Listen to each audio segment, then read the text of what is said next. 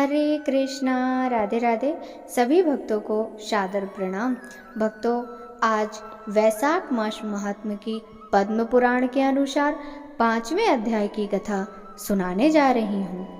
इस अध्याय में यम ब्राह्मण संवाद, नरक तथा स्वर्ग में ले जाने वाले कर्मों का वर्णन करेंगे। भक्तों, कथा श्रवण कीजिए। ऋषियों ने कहा, सूत जी, इस विषय को पुनः विस्तार के साथ कहिए। आपके उत्तम वचन व्रतों का पान करते करते हमें तृप्ति नहीं होती है।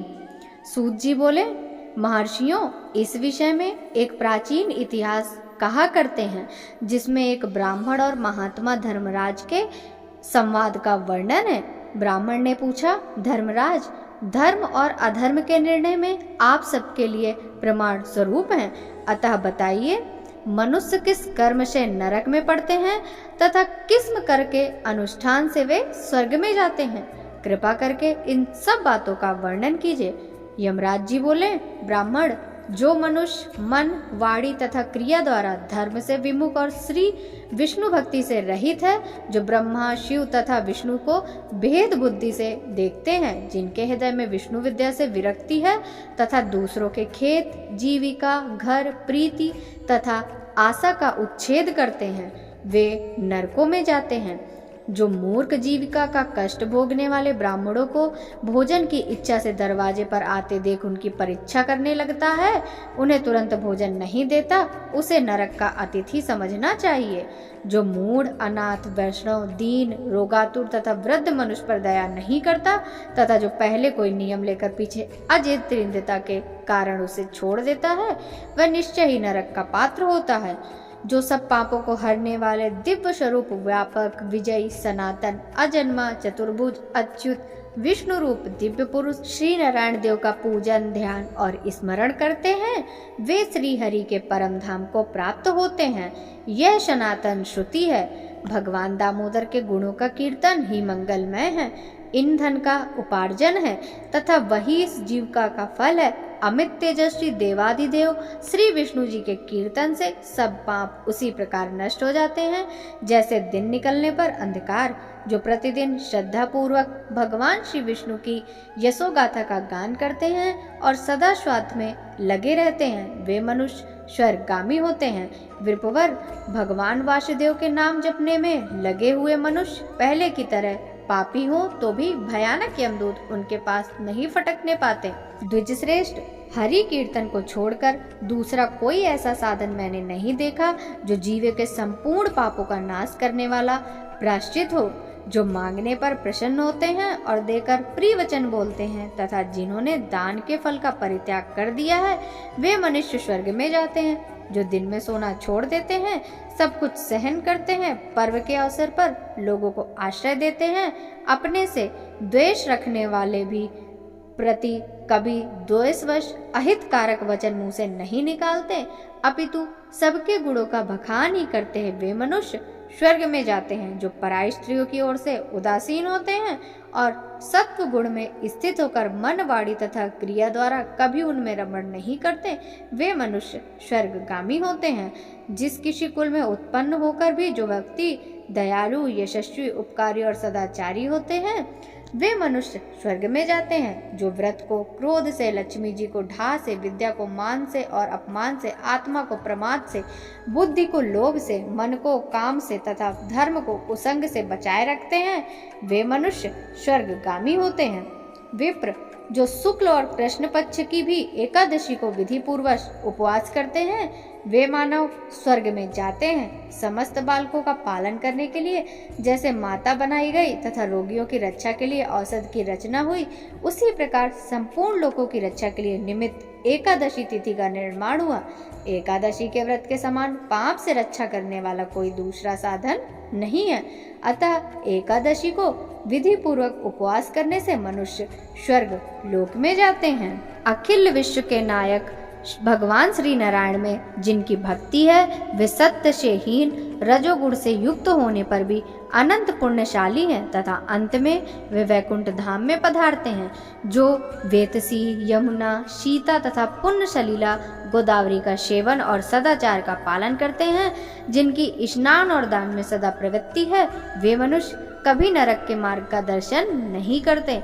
जो कल्याणदायिनी नर्मदा नदी में गोते लगाते हैं तथा उसके दर्शन से प्रसन्न होते हैं, वे पाप रहित हो महादेव जी के लोक में जाते हैं और चिरकातलक वहीं आनंद भोगते हैं। जो मनुष्य चंबल नदी में स्नान करके शौच संतोष आदि नियमों का पालन करते हुए उसके तट पर विशेषता व्यश्रामा में 3 रात निवास करते हैं, वे स्वर्ग लोक के अधिकारी माने गए हैं। जो गंगा जी के जल में अथवा प्रयाग, केदारखंड, पुष्कर, व्याश्रम या प्रभास क्षेत्र में मृत्यु को प्राप्त होते हैं, वे विष्णु लोक में जाते हैं। जिनकी द्वारका या कुरुक्षेत्र में मृत्यु हुई तथा जो योगाभ्यास से मृत्यु को प्राप्त हुए अथवा मृत्यु काल में जिनके मुख से हरि इन 2 अक्षरों का उच्चारण हुआ, वे सभी भगवान श्री हरि के प्रिय हैं।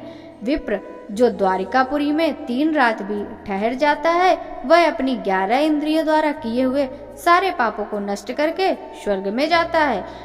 ऐसी वहाँ की मर्यादा है। वैष्णव व्रत, एकादशी के पालन से होने वाला धर्म तथा यज्ञादि अनुष्ठान से उत्पन्न होने वाला धर्म, इन दोनों को विधाता ने तराजू पर रखकर तौला था। उस समय इनमें से पहले का ही पलड़ा भारी रहा। ब्राह्मण जो एकादशी का सेवन करते हैं तथा जो अच्युत अच्युत कहकर भगवान का कीर्तन करते हैं, उन पर मेरा शासन नहीं चलता।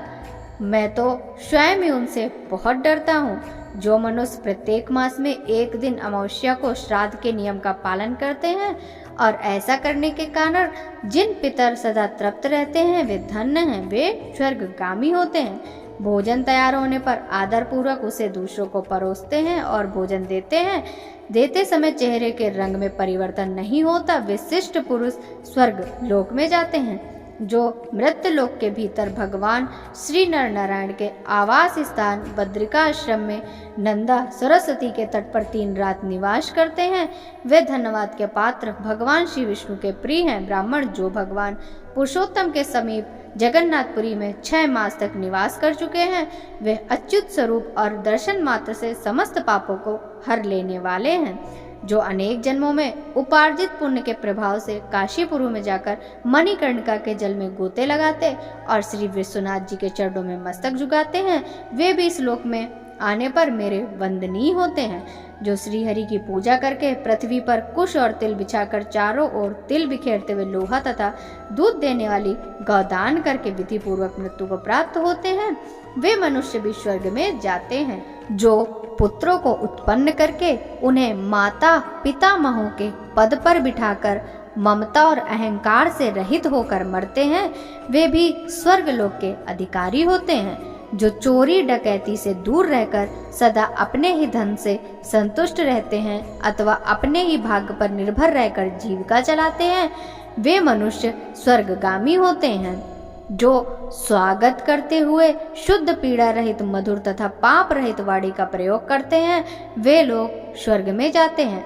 जो दान धर्म में प्रवृत्त तथा धर्म मार्ग के अनुयायी पुरुषों का उत्साह बढ़ाते हैं, वे चिरकाल तक स्वर्ग में आनंद भोगते हैं। जो हेमंत ऋतु शीतकाल में सूखी लकड़ी, गर्मी में शीतल जल तथा वर्षा में आश्रय प्रदान करता है, वह स्वर्ग लेक में सम्मानित होता है। जो नित्य नैमित्त आदि समस्त पुण्य कालों में भक्ति पूर्वक श्राद्ध करता है, वह निश्चय ही देवलोक का भागी होता है।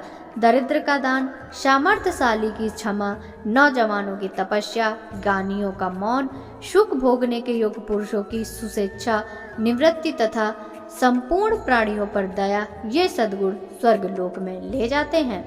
ध्यान युक्त तप भाव से तारने वाला है। पाप को पतन का कारण बताया गया है, यह बिल्कुल सत्य है, इसमें संदेह की गुंजाइश नहीं है। ब्राह्मण स्वर्ग की राह पर ले जाने वाले समस्त साधनों का मैंने यहाँ संक्षेप में वर्णन किया है। अब तुम और क्या सुनना चाहते हो? जय जय श्री हरि। बोलिए श्री हरि विष्णु भगवान की जय। भक्तों, आप सभी को वैशाख मास महात्म्य की पद्म पुराण के अनुसार यह कथा यदि अच्छी लगी हो तो इस वीडियो को ज़्यादा से ज़्यादा भक्तों के साथ शेयर कीजिएगा, साथ ही वीडियो को लाइक कीजिएगा। कमेंट बॉक्स में जय जय श्री हरि विष्णु लिखना बिल्कुल भी मत भूलिएगा। मेरे चैनल को भी सब्सक्राइब कीजिएगा। मिलते हैं आपसे इसी तरह की दूसरे अध्याय की कथा के साथ। तब तक सभी भक्तों को हरे कृष्णा, राधे राधे, हरि बोल।